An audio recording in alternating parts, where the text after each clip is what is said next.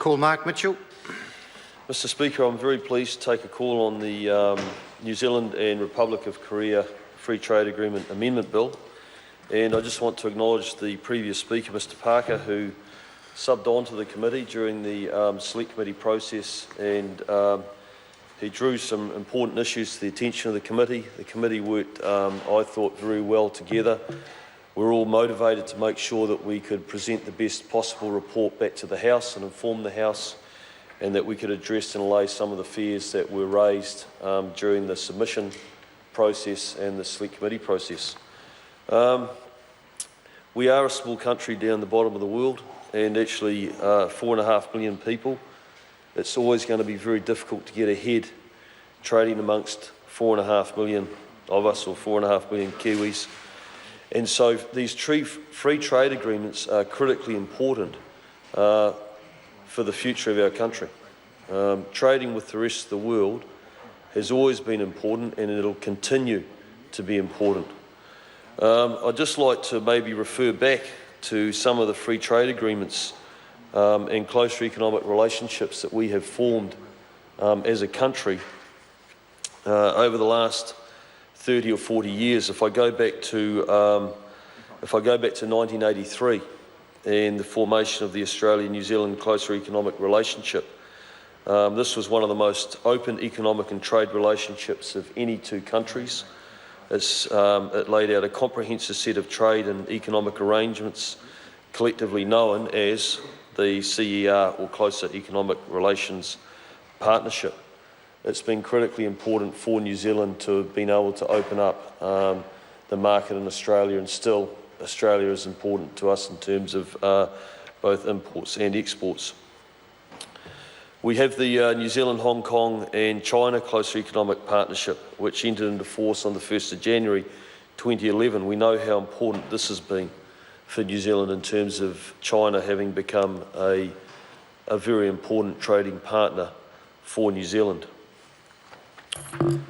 We have the New Zealand-Malaysia Free Trade Agreement entered into force on the 1st of August 2010.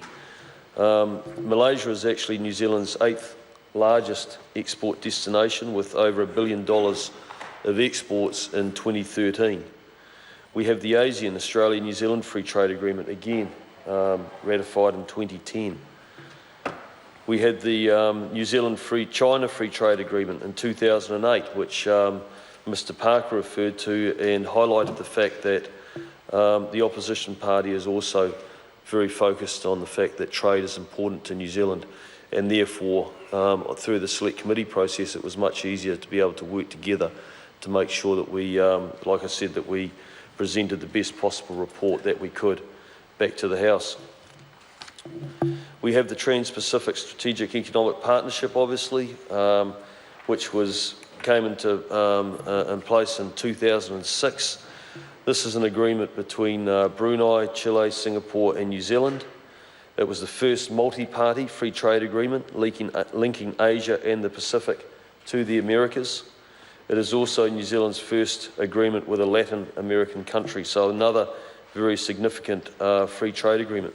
I could go on, Mr Speaker, but I just wanted to highlight the fact that we've got a proud history in this country of developing very good free trade agreements.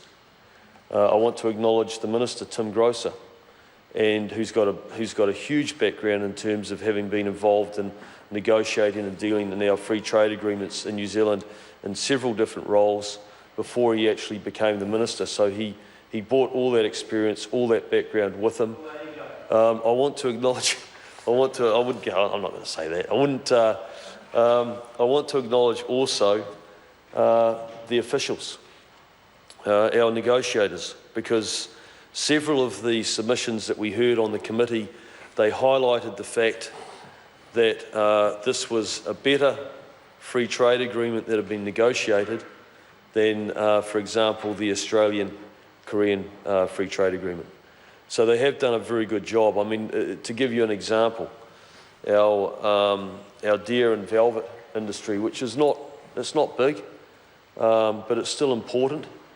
And in their submission, they highlighted the fact that they have got a much better deal and an easier entry and opportunity to grow in the Korean market than, for example, our Australian cousins. We heard from all the major industries through their submissions. We heard from New Zealand Wine. Some of the issues that they raised, they highlighted the fact that our wine industry is an important contributor to the New Zealand economy as the 6th largest export industry with an export value of $1.37 billion. Korea is currently a small but a high value market whose potential will be more fully realised with the zero tariff for wine on entry into force. So they were very optimistic and quite excited about the reductions in tariffs that will come in incrementally with this agreement, and the fact that they're going to be able to grow their own industry, and they've got a new market that they will be able to grow in Korea. We heard from Beef and Lamb New Zealand, very similar. They highlighted the fact that Korea is currently New Zealand's 4th largest beef export market by volume, and returning 125 million from 22,000 tonnes of trade in 2014. As recently as 2011, Korea was New Zealand's 2nd largest beef export market. But volumes had been dropping recently, or in recent years, and actually the reason for that is because free trade agreements had been triggered with other countries that had meant that tariffs were being reduced and that we weren't as competitive. And so with our own free trade agreement, and that actually highlights what I feel is a very important point, and we, of course, the committee will be receiving this bill, and I think that probably it'd be fair to say, and maybe the next speaker for the Labor Party could comment on this, is that we will work as hard as we can as a committee to make sure that we get this legislation back into the House and make sure that the free trade agreement is available and is triggered so that our exporters can actually start to take advantage of the reduction in tariffs as quickly as we can. We also heard from, I mentioned the dairy industry. They made a very good submission. The Korea New Zealand Business Council made a submission, and of course they supported this and saw it as critically important, not just for trade, but as another way of establishing a mechanism for developing strong relationships with a very important partner to us in Korea. Zespri, the Zespri sees a huge opportunity in market in Korea. They were very, very pleased to see this free trade agreement. It's a resilient industry. I was down in the Bay of Plenty with the MP Todd Miller down there 3 or 4 weeks ago.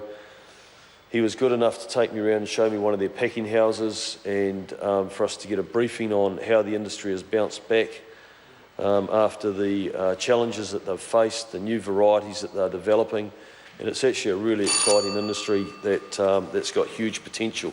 This Korean Free Trade Agreement is going to help them to continue.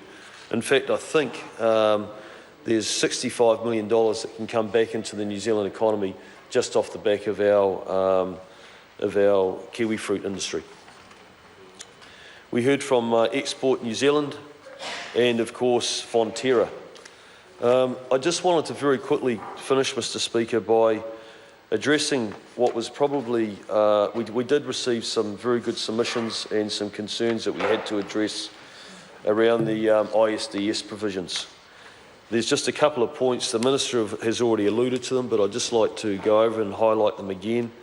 The ISDS provisions in the agreement do not go beyond those established under New Zealand's concluded FTAs, that some of which I've already highlighted and spoken about earlier, and we already have the benefit of history to show us that they're very successful without ever having to incur or be too concerned about ISDS provisions or having to enter into any type of disagreement or arbitration. New Zealand has extended ISDS mechanisms to many trade partners. China, ASEAN, Malaysia are all examples. We've ensured appropriate safeguards and exclusions that have included important public policy areas, health, of course, being one of them. Improved protections for investors will not interfere with the government's right to regulate for legitimate public policy areas. I don't think any member in this House would ever be comfortable with the thought that there could be interference in the way that we legislate and the laws that we pass in this country, specifically in relation to occupational health and safety. Sorry to interrupt the member, but the time has expired. Mr Speaker. Call the Honourable Phil Goff. Mr Speaker, on behalf of the Labor